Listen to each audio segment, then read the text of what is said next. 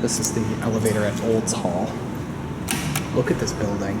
It's a neoclassical design. This is an old building. 1917. So fun fact, those fans are thermostat controlled.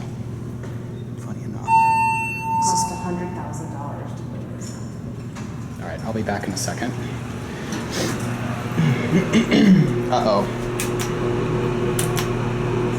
4 is locked. We can go to 3.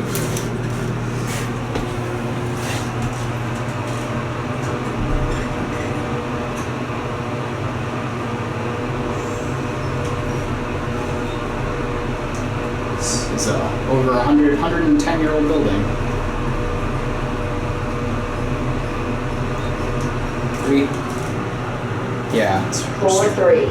tops. Go down to G. Going down. Pretty basic elevator, of course, with the buttons on the panel.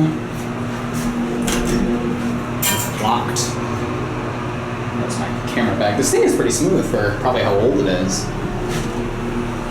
I wonder if that's a bypass for the 4th floor.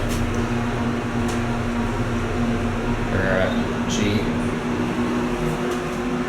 Ground. 2,500 pound capacity.